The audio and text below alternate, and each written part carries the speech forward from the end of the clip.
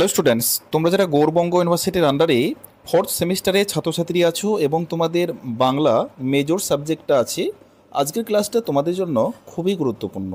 আজকের ক্লাসে আলোচনা করব তোমাদের MC6 পেপার থেকে গুরুত্বপূর্ণ সাজেশান নিয়ে, অর্থাৎ তোমাদের পেপার ছন্দ, চিত্রকল্প এবং ভারতীয় সাহিত্যতত্ত্ব।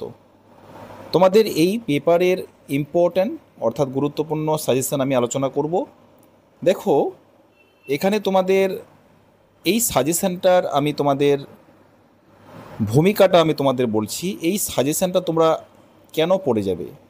এই সাজেশানটা 2025 সালের সিলেবাস এবং পরীক্ষার সম্ভাব্য প্রশ্ন মাথায় রেখে তৈরি করা হয়েছে। প্রতিটি প্রশ্ন ইউনিভার্সিটি সিলেবাস অনুযায়ী সাজানো হয়েছে, আবার একই সঙ্গে অতীতের কমন প্রশ্নগুলোর ধাঁচ বজায় রেখে নতুন করে ভাষা নির্মাণ করা হয়েছে, যাতে শিক্ষার্থীরা যে কোনো রূপে প্রশ্ন এলে চিনে নিতে পারে। অর্থাৎ তোমাদের একটা প্রত্যেকেরই কিন্তু একটা কনফিউশন থাকে যে পরীক্ষায় এই প্রশ্নটা আসলো কি ওই প্রশ্নটা আসলো। তো তোমাদের তাতে করে যদি কোনো রকম বিভ্রান্ত না হয় বা তোমরা যেন বিব্রত না হও, সেই জন্য কিন্তু তোমাদের এই সাজেশনটা তৈরি করা। দেখো, প্রথম মডিউল থেকে তোমাদের ইম্পর্ট্যান্ট প্রশ্ন বাংলা ছন্দ। শাসাঘাত প্রধান ছন্দ বলতে কী বোঝায়? এই ছন্দকে দলবৃত্ত বা স্বরবৃত্ত নামেও ডাকা হয় কেন? এর গঠন ও বৈশিষ্ট্য উদাহরণসহ আলোচনা করো। এই প্রশ্নটা কিন্তু মোস্ট ইম্পর্ট্যান্ট, অর্থাৎ যেগুলো বেশি স্টার মার্ক দেওয়া সেগুলো কিন্তু বেশি ইম্পর্ট্যান্ট, সেগুলো আগে পড়বে, ঠিক আছে? তারপর নেক্সট প্রশ্ন, মাত্রাভিত্তিক বা ধ্বনি প্রধান ছন্দ বা মাত্রাবৃত্ত ছন্দ কি? এর অন্যান্য নাম ও গঠন ভিত্তিক বৈশিষ্ট্য ব্যাখ্যা করো উদাহরণসহ। এই প্রশ্নটাও কিন্তু আমি ইম্পর্ট্যান্ট দিচ্ছি, ঠিক আছে? এগুলো প্রশ্নগুলো মোস্ট ইম্পর্ট্যান্ট। তান প্রধান বা অক্ষরবৃত্ত ছন্দ বলতে কী বোঝো? এর প্রকৃতি ও উদাহরণসহ বৈশিষ্ট্য আলোচনা করো। এই প্রশ্নটা ডবল স্টার। অমিত্রাক্ষর ছন্দের সৃষ্টি ও বৈশিষ্ট্য কী কী? উপযুক্ত উদাহরণসহ আলোচনা করো।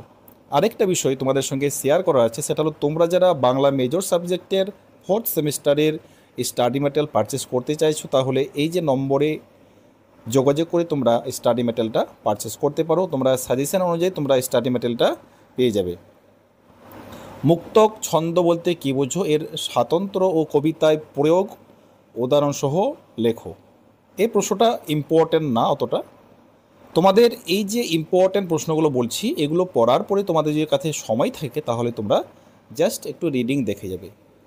তারপরে পয়ার ছন্দের প্রধান বৈশিষ্ট্য ও পয়ারের শোষণ শক্তি সম্পর্কে লিখো, ঠিক আছে? এটা ইম্পর্ট্যান্ট। মহাপয়ার ও প্রবহমান পয়ার কিভাবে পৃথক, দুটো কিভাবে পৃথক হয়েছে, দুটি উদাহরণসহ বৈশিষ্ট্য আলোচনা করো। এই প্রশ্নটা ইম্পর্ট্যান্ট, ঠিক আছে? এই প্রশ্নটাও ইম্পর্ট্যান্ট। তারপরে এখানে দেখো, যেগুলো স্টার মার্ক দেওয়া নাই সেগুলো বলছি না, তোমরা স্ক্রিনশট করে রাখো।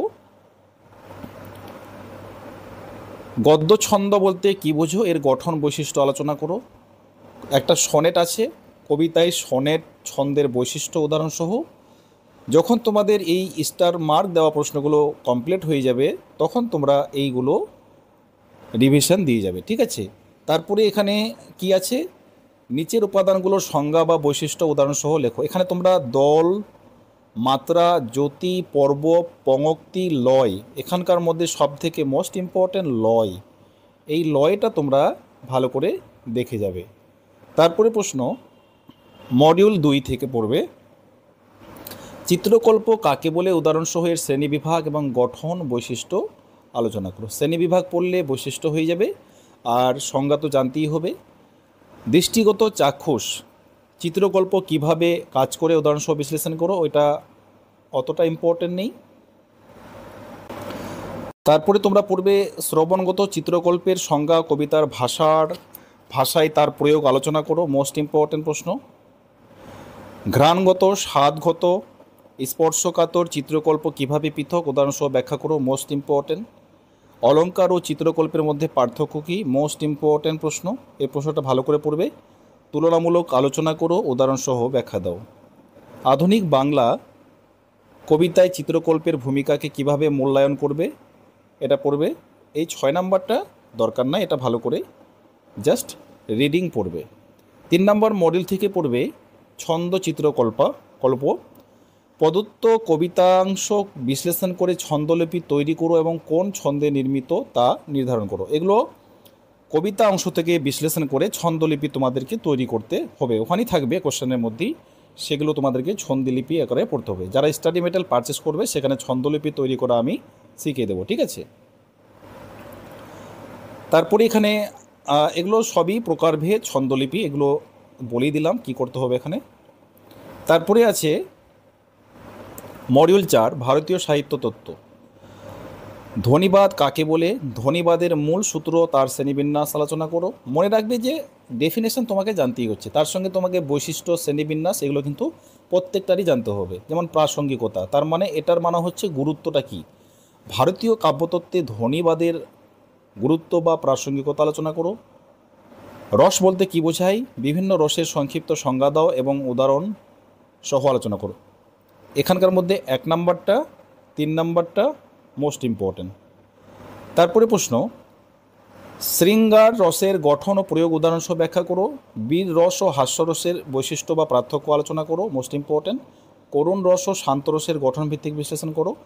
রস নিষ্পত্তির প্রক্রিয়া কিভাবে ঘটে, সাধারণীকরণ তত্ত্বের আলোকে আলোচনা করো, মোস্ট ইম্পর্টেন্ট। ধ্বনি ও রসের পারস্পরিক সম্পর্ক উদাহরণ সহ ব্যাখ্যা করো। এগুলো যেগুলো স্টার মার্ক দেওয়া আছে এগুলো মোস্ট ইম্পর্টেন্ট, এগুলো আগে পড়তে হবে। তারপরে দেখো 9 নাম্বার, ভারতীয় সাহিত্য রসের অবস্থান বা মর্যাদা সম্পর্কে লিখো। এখানে কি আছে, বিশেষ পরিশিষ্ট সমার্থ ছন্দ নাম বা তালিকা দূর করার, ছন্দনাম, পরিচিত অন্য নাম, শ্বাসঘত প্রধান, দলবৃত্ত, স্বরবৃত্ত, ধ্বনি প্রধান, মাত্রাবৃত্ত, সরল কলাবৃত্ত, তান প্রধান, অক্ষরবৃত্ত, মিশ্র কলাবৃত্ত, এগুলো কিন্তু তোমাদের কিন্তু পড়তে হচ্ছে। তারপর দেখো এখানে এই সাজেশনটি এমনভাবে তৈরি করা হয়েছে যেখানে যে কোনো নামে মানে যে কোনো প্রশ্ন আসলেও তোমরা কিন্তু চিনতে পারবে। সব প্রশ্ন সিলেবাস ভিত্তিক এবং পরীক্ষার মূল প্রবণতা মাথায় রেখে বুদ্ধি খাটিয়ে কিন্তু গঠন করা হয়েছে, ঠিক আছে। থ্যাঙ্কস ফর ওয়াচিং, দেখা হবে পরের